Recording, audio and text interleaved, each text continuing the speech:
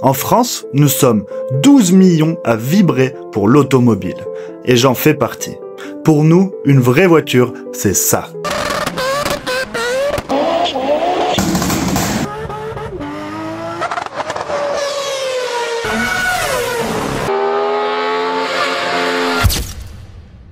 Forcément, on n'est pas super enthousiaste quand on nous dit que le futur, ce sera ça.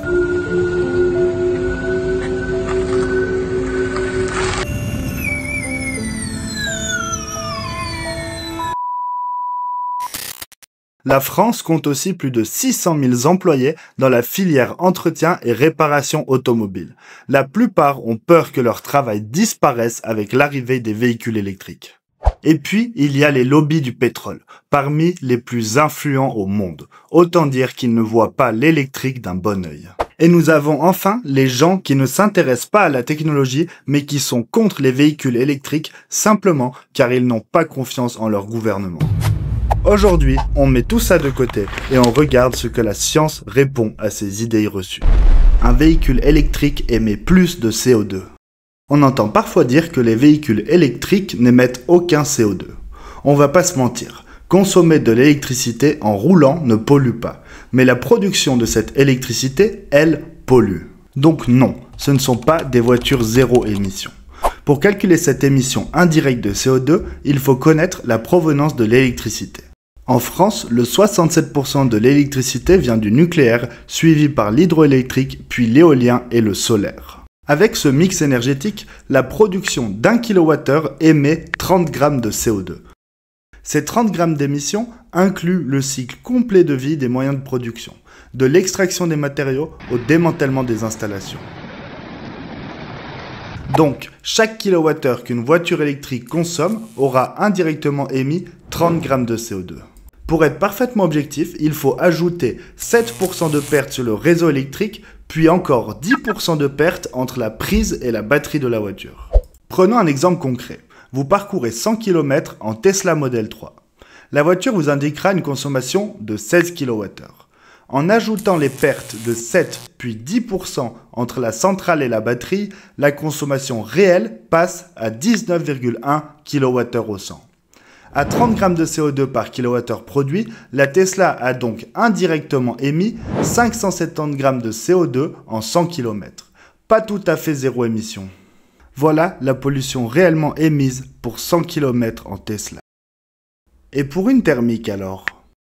Une voiture thermique émet directement du CO2 par son pot d'échappement. Ces émissions sont facilement mesurables et connues pour chaque véhicule. Pour la voiture électrique, nous avons pris comme exemple la Tesla Model 3. Il s'agit d'une berline 5 places moderne technologique de 280 chevaux. Une concurrente directe de puissance égale est l'Alfa Romeo Giulia 2 litres. Elle consomme 8,5 litres et émet 19,6 kg de CO2 au 100 km. Ça paraît énorme en comparaison avec les 570 grammes de la Tesla. Mais rappelez-vous, pour la Tesla, nous avions été parfaitement objectifs et avions calculé les pertes au niveau du réseau électrique. Et pour une thermique alors ? L'essence à la pompe n'est pas non plus arrivée par magie. Il s'agit de pétrole extrait parfois à des milliers de kilomètres de la pompe, transporté dans des pétroliers, des camions, raffiné dans des usines avant d'arriver dans votre réservoir. Au total, entre le gisement de pétrole et le réservoir de notre Giulia, chaque litre d'essence a déjà émis 0,8 kg de CO2, avant même d'être brûlé.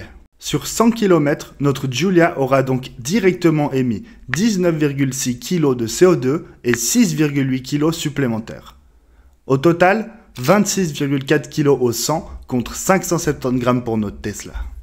Maintenant que nous connaissons les émissions de CO2 de chaque véhicule, nous pouvons faire le calcul sur 300 000 km.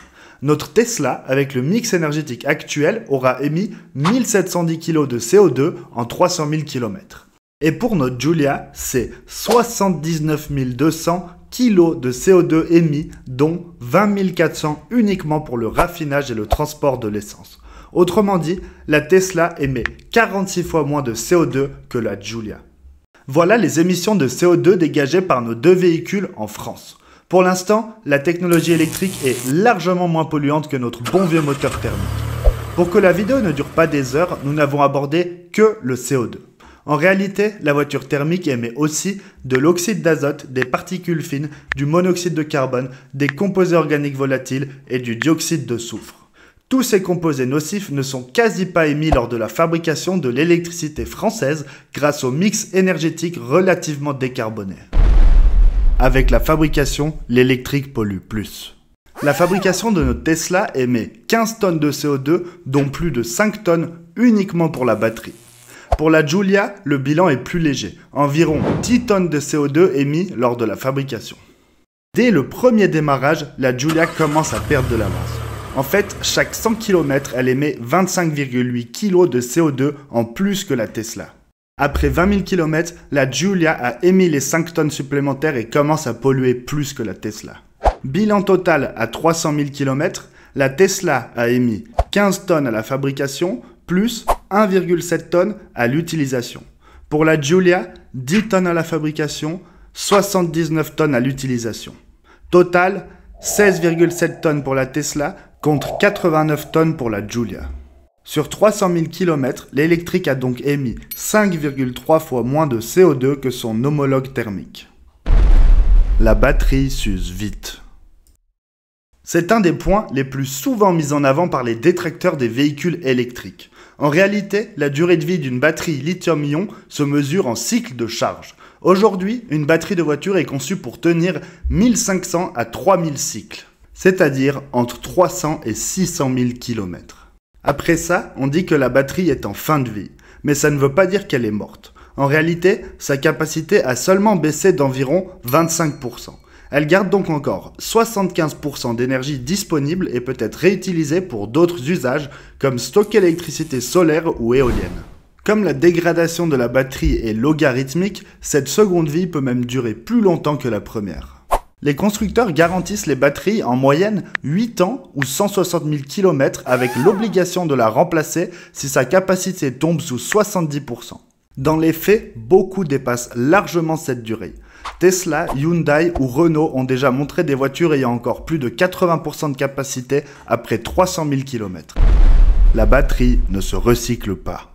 Eh bien ça, c'était vrai il y a 10 ans, car personne ne s'était encore intéressé au recyclage. Aujourd'hui, de nombreuses entreprises sont apparues et ont développé des procédés permettant de récupérer jusqu'à 70% des métaux. Des entreprises comme Umicore en Belgique ou Veolia en France recyclent déjà à grande échelle.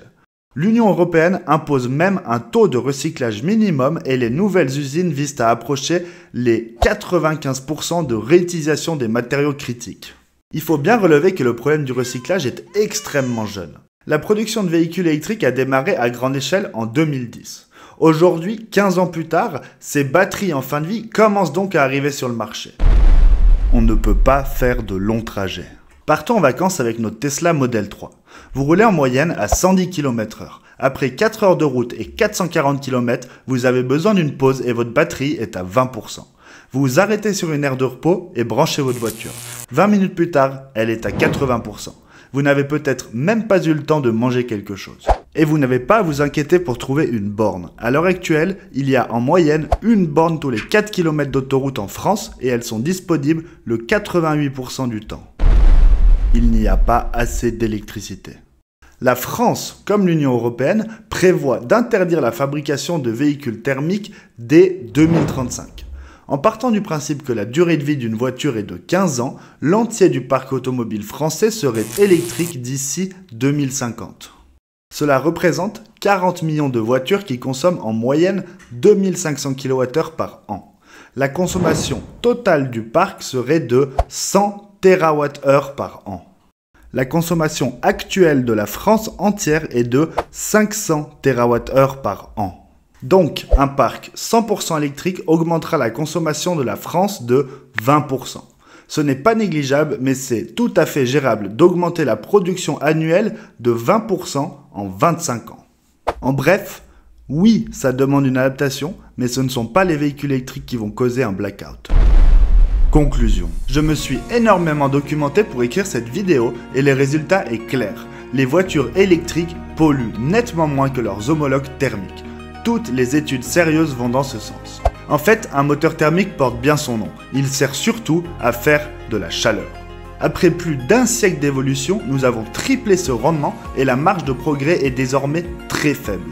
La voiture électrique, elle, n'a que 15 ans d'évolution. Sa marge de progrès est donc énorme. De nouveaux matériaux pour les batteries, la localisation en Europe de nouvelles mines de métaux, l'amélioration des procédés de fabrication et de recyclage et la provenance de plus en plus décarbonée de l'électricité. En fait, les voitures électriques évoluent et polluent de moins en moins pendant que les thermiques stagnent. 1 litre d'essence brûlée émet 2,3 kg de CO2. C'est de la chimie et on ne pourra jamais l'en empêcher.